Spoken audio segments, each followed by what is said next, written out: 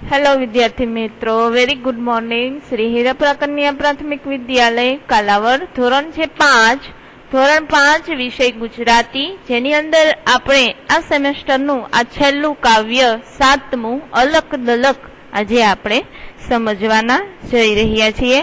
તો આ અલક દલક કાવ્યનો પ્રકાર છે ઉર્મી ગીત। આપણે વિદ્યાર્થી મિત્રો આગળ જોયું કે પ્રકૃતિ ગીત જોયું, ત્યાર પછી આપણે આજે એક સરસ મજાનું ઉર્મી ગીત જોવાનું છે, જેના કવિ છે બાલ મુકુંદ દવે। હવે આ કાવ્યની અંદર આપણને શું કહેવા માંગે છે, તો કે આ કાવ્ય આપણને રાધા અને કૃષ્ણને આપણે સ્મરણીએ એવું આપણને સરસ મજાનું, એટલે કે આપણે રાધા કૃષ્ણની પાછી આપણને યાદ આવી જાય એવું સરસ મજાનું કાવ્ય આપણને અહીં આપેલું છે। તો આ ઉર્મી ગીત છે। તો ઉર્મી ગીતની અંદર શું વર્ણવેલું છે, તો કે એક રાસલીલાનો પ્રસંગ અહીં આપણને વણી લેવાયો છે। રાસલીલા એટલે કે જે આપણે જાણીએ છીએ કે જે શ્રી કૃષ્ણ ભગવાન ગોપીઓ સાથે રાસ રમતા પૂનમના દિવસે તેને આપણે રાસલીલા કહીએ છીએ। તો બાળકોને છે ને આ ગીત ગાવું ખૂબ જ મજા પડે એવું આ કાવ્ય છે। હવે આ કાવ્યની અંદર શું શું આપણે નોંધ લેવા જેવું છે, તો કે એમાં જે પ્રાસ ઢાળ તેમજ શબ્દ જે આપેલા છે એ નોંધપાત્ર છે। હવે પ્રાસ એટલે શું, તમને એમ થશે કે પ્રાસ એટલે વળી શું, તો પ્રાસ એટલે શું તેના વિશે આપણે આ કાવ્ય પૂરું થાય ત્યાર પછી આપણે ભાષા સજ્જતાની અંદર આપણે શીખીશું કે પ્રાસ એટલે શું। હવે ઢાળ એટલે કે એક જ સરખો ઢાળ અને શબ્દ છે એ જોડાક્ષર શબ્દનો અહીં આ કાવ્યની અંદર ઉપયોગ કરેલો છે। તો આપણે કાવ્યની શરૂઆત કરીએ, જેથી કરી અને આપણને ખ્યાલ આવી જાય કે આની અંદર આ કાવ્યની અંદર આપણને શું શું કહેવા માંગે છે। તો લઈએ આપણે શરૂઆત કરીએ કે અલક દલક ઝાંઝર ઝલક રઢિયાળો જમનાનો મલક એથી સુંદર રાધા ગૌરી મુકળું ઝલકે ઝલક ઝલક। હવે આ અલક દલક શબ્દ શું છે, તો કે અલક દલક એટલે કે એક બાળકોની રમત છે। હવે એક બાળકોની રમત છે, એમાં ઝાંઝર ઝલક એટલે કે પગે પહેરવાનું જે આપણે ઝાંઝર કહીએ, એક ઘરેણું તેનો ઝણકાર, ઝલક એટલે કે ઝણકાર, ઝણકાર એટલે કે એનો અવાજ। હવે ક્યાં છે, તો કે રઢિયાળા જમનાનો મલક એટલે કે રઢિયાળો એટલે કે એકદમ મનમોહક યમુના અને જમના નદીના કિનારે એવો સરસ મજાનો પ્રદેશ, એથી સુંદર આ પ્રદેશ એટલો બધો મનમોહક અને આપણી આંખને ઠરે એવો સુંદર છે, એના કરતા પણ સુંદર રાધાજીનું મુખડું છે। હવે આવું સરસ રાધાજીનું સુંદર મુખડું ઝળકે ઝલક ઝલક એટલે કે રાધાજીનું મુખડું છે એ ચમકે છે, એકદમ ઝડક ઝડક એટલે કે એકદમ ચકચકિત થાય છે। ત્યાર પછી બીજી કડી લઈએ કે આભે પૂનમ ચાંદ ઉગ્યો છે, રાસ ચગ્યો છે છમક છમક, ગોપી ભેળો કાન ઘૂસ્યો છે, ઢોલક વાગે ઢમક ઢમક। મેં હમણાં જ કીધું કે જયારે શ્રી કૃષ્ણ ભગવાન પૂનમના દિવસે રાસલીલા રમતા ત્યારે ગોપીઓ સાથે, તો તે જ દિવસ છે રાસ છે એ સરસ મજાનો ચગ્યો છે, એટલે કે આકાશની અંદર પૂનમનો ચાંદ છે એ એકદમ ઉગ્યો છે અને ઝાંઝરના અવાજ સાથે આપણે આ રાસ છે એ ખેલાઈ રહ્યો છે। હવે આ ગોપીઓ ભેગું, જ્યારે આ ગોપીઓ રાસ રમતી હોય ત્યારે ગોપીઓ ભેગો કાન એટલે કે શ્રી કૃષ્ણ ભગવાન પણ ઘૂસ્યા છે અને ઢોલક વાગે છે સરસ મજાના ઢમ ઢમ ઢમ। ત્યાર પછી આપણે આગળ જોઈએ શું કે છે તે પછીની કડીમાં કે રાધાજીનો રાધિકાનો હાર તૂટે છે, મોતી ચળકે ચલક ચલક, બધા જડિયા પણ એક મોતી ખૂટે છે, રૂએ રાધિકા છલક છલક। હવે જયારે આ રાસની આ બધી રમત ચાલતી હોય છે ત્યારે રાધિકાનો હાર છે ગળામાં પહેરવાનો એ તૂટી જાય છે અને એના જે હાર તૂટે છે ત્યારે જે મોતી હોય છે એ એકદમ ચળકે છે, ચળકે ચલક ચલક એટલે કે મોતી એકદમ ચળકે છે। બધા મોતી તો એને ભેગા કરી લીધા, બધા મોતી ઝડી ગયા, પણ એક મોતી છે ઈ એમાંથી ખૂટે છે, કારણ કે આખી હાર બનાવ્યો મોતીનો ઈ પહેરેલો હતો રાધાજીએ, તો ઈ હાર તૂટી જાય છે, તો બીજા બધા મોતી છે ઈ બધા ભેગા કરી લે છે, પણ એક મોતી ખૂટે છે, એટલે રાધિકાજી રોવે છે. રાધિકા રોવે છલક છલક, એટલે કે રાધિકા એ ખૂબ જ રડે છે. ત્યાર પછી જોઈએ, ત્યાર પછીની કડીમાં શું કહે છે કે લીધું હોય તો આલને કાના, મોતી મારું ચલક ચલક, તારા ચરિતર છે કાંઈ છાના, જાણે આખો મલક મલક. શું કે છે? રાધિકા શ્રી કૃષ્ણ ભગવાનને કે છે કે જો તે મારું મોતી લીધું હોય ને, આલને એટલે કે મને, આપને કાના, હે કાના તે મારું જો ચળકતું મોતી જો તે લીધું હોય તો મને આપી દે. તારા તોફાન એટલે કે તારા ચરિતર છે, તારા તોફાન છે એ કઈ છાના નથી, એ તો આખું આ મલક જાણે છે કે તું કેવો નટખટ છો, એટલે તે જો મારું મોતી લીધું હોય તો તે આપી દે. કાને ત્યાંથી દોડ મૂકી છે, રીસ ચડી ગોપીજન વલ્લભ, કંદપ છાયા ખૂબ ઝૂકી છે, બંસી છેડે અલ્લપ ચલ્લપ. આવું રાધાજીએ એને કીધું કે તારા તોફાન છે ને એ આખું મલક જાણે છે, એટલે કે આખો પ્રદેશ જાણે છે, એ કઈ છાના નથી.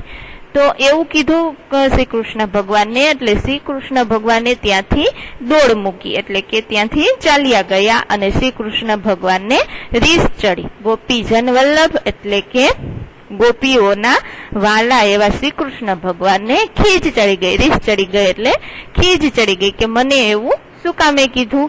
તો તે ક્યાં વયા ગયા? તો કે કદમ છાયા ખૂબ ઝૂકી છે, એટલે કે કદમના વૃક્ષ નીચે એની છાયામાં શ્રી કૃષ્ણ ભગવાન અલ્લપ ઝલપ એટલે કે અલપ ઝલપ વાંસળીના સૂર વગાડે છે, ત્યાં વયા ગયા. અહીં તહીં દૂરથી જેવું આછું એવું દેખાય ને એને અલપ ઝલપ કહેવાય, કે આપણને અહીંયા ઊભા હોય તો આખેની વસ્તુ છે એ આપણને થોડીક આછી આછી દેખાય, એવું દૂરથી એવું દેખાય કે વાહ ભાઈ એક વ્યક્તિ બેઠું છે, એવી રીતે દેખાય ને એટલા આઘા શ્રી કૃષ્ણ ભગવાન વયા ગયા. કદમ વૃક્ષની છાયા નીચે બેસી અને પોતાની બંસરી વગાડવા માંડ્યા. હવે ત્યાર પછી કે રાધા દોડે ચિત અધીરે, રાસ રચ્યો છે અલક દલક, સુર વળાએ ધીરે ધીરે, ઉર તણાએ પલક પલક. હવે રાધાજી છે એ શ્રી કૃષ્ણ ભગવાનને ગોતે છે, વિહવર બનીને ચિત અધીરે એટલે કે એકદમ આકુળ વ્યાકુળ થઈ અને રાધા દોડે છે, અને રાસ છે એ સરસ મજાનો અલક દલક રાસ રચ્યો છે. હવે રાધા કઈ બાજુ દોડે છે?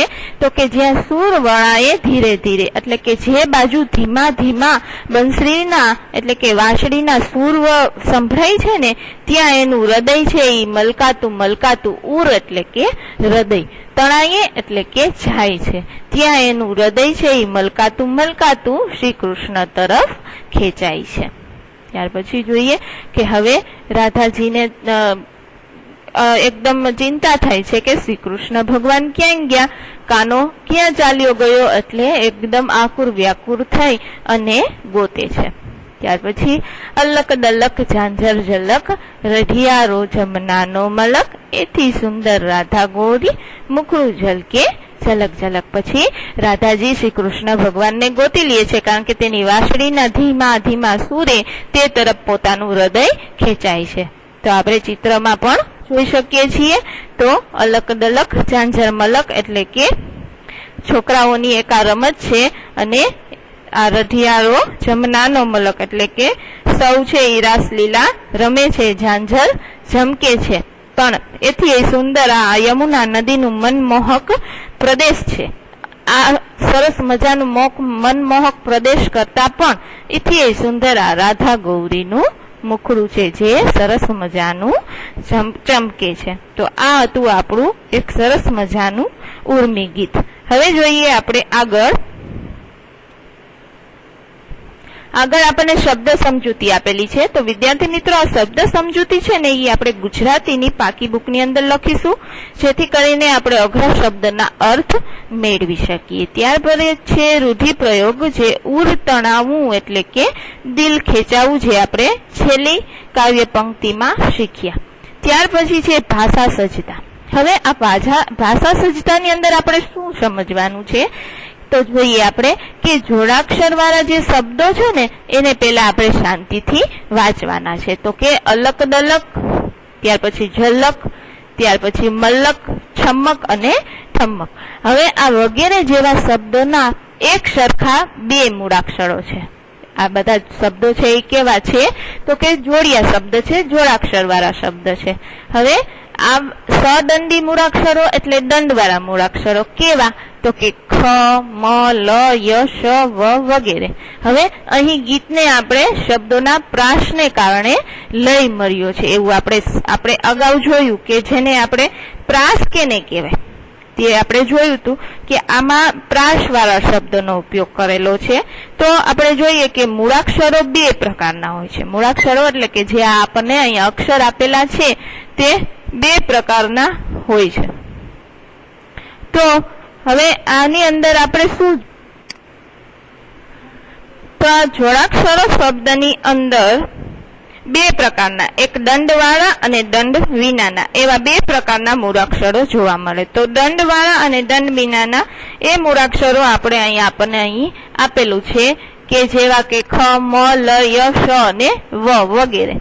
ત્યાર પછી જોઈએ આપણે દંડ વિનાના મૂળાક્ષરો કેને કહેવાય તો કે ક, ટ, ડ અને ઠ આ વગેરે દંડ વિનાના મૂળાક્ષરો છે. જેમ કે છલક,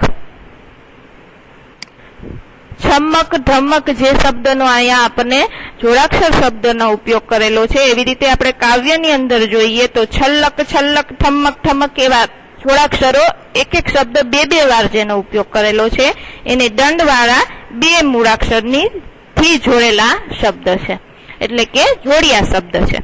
ત્યાર પછી હવે જે આવા શબ્દ કાવ્યની અંદર વપરાયેલા છે ને એને આપણે કહેશું પ્રાસવાળા શબ્દ. એટલે કે એમાંથી કંઈક આપણને જોડાક્ષરો શબ્દને જોઈન્ટ કરી અને એક સરસ મજાનો મોટો શબ્દ બનાવેલો છે જેમાંથી એકબીજા શબ્દની સાથે કંઈક પ્રાસ નીકળે છે એવો આપણને પ્રાસનો શબ્દ પ્રાસ શબ્દ કેને કહેવાય તે અહીં આપણને કહ્યું છે. ત્યાર પછી છે સમાનાર્થી કહેવતો. વિદ્યાર્થી મિત્રો આપણે અત્યાર સુધી સમાનાર્થી શબ્દો જોયા. હવે આપણે સમાનાર્થી છે એ કહેવતો જોવાની છે. એટલે કે સમાનાર્થી શબ્દ ઉપરથી જે કહેવત પડે તે જોવાની છે. તો એ પણ તમને અહીં એક ઉદાહરણ આપેલું છે. એ ઉદાહરણ ઉપરથી તમારે આટલી કહેવતો લખવાની રહેશે. ત્યાર પછી આપણે આગળ જોઈએ તેના પછી શું કહે છે સ્વાધ્યાય. તો સ્વાધ્યાય છે એ આપણે જે કાવ્ય સમજ્યા તેમાંથી જ આપણે પ્રશ્નના ઉત્તર લખવાના છે. તો એક એક વાક્યના ઉત્તર પણ તમારે ગુજરાતીની પાકી બુકમાં લખવાના રહેશે. ત્યાર પછી કાવ્ય પંક્તિ પૂર્ણ કરવાની છે. ત્યાર પછી ત્રીજો પ્રશ્ન છે એ તમારો અનુભવ રાસ ગરબાનો. જો કે એ તો તમને ખૂબ જ હોય તો એ તમારો અનુભવ પણ અહીં તમારે લખવાનો છે. ત્યાર પછી પ્રશ્ન નંબર 4 માં જે જોડાક્ષર વાળા શબ્દ કાવ્યની અંદર વપરાયેલા છે ને જે પ્રાસ વાળા શબ્દ તે શબ્દ શોધી અને તમારે અહીં લખવાના છે જે આપણને ઉદાહરણ એક આપેલું છે તે રીતે. ત્યાર પછી આપેલા શબ્દને તમારી બોલીમાં લખવાના છે. અને ત્યાર પછી આગળ જોઈએ પૂર્ણ થાય છે શબ્દકોશને ક્રમમાં ગોઠવવાનું છે. તો આ શબ્દકોશને ક્રમમાં ગોઠવવાનું પણ આપણે આગળ શીખી ગયા છીએ કે શબ્દકોશને ક્રમમાં ગોઠવવા માટે સૌ પ્રથમ સ્વર આવે અને ત્યાર પછી વ્યંજન. તો સ્વર એટલે કે અ, આ, ઈ વાળા શબ્દ આવશે. ત્યાર પછી વ્યંજન વાળા શબ્દ આવશે. તો પેલા આપણે જોઈએ કે આમાં અ, આ, ઈ વાળો પેલા આવશે આભ. ત્યાર પછી હવે આપણે જાશું વ્યંજન એટલે કે હવે કોઈ અ, આ, ઈ વાળો શબ્દ છે નહીં. ત્યાર પછી સીધા આવી જાશું આપણે ક, ખ, ગ એટલે કે કલમ ખડિયાની અંદર.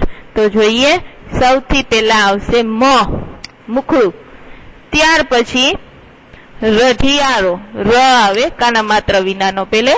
ત્યાર પછી રાસ આવશે, ત્યાર પછી રાધા ગૌરી આવશે. ત્યાર પછી છે એ રાસ આવશે અને છેલ્લે રાસ લીલા આવશે. તો આવી રીતે આપણે શબ્દને શબ્દકોશની અંદર ગોઠવ્યા. અહીં આપણું આ કાવ્ય અને આ સેમેસ્ટર 1 પૂર્ણ થાય છે. Thank you.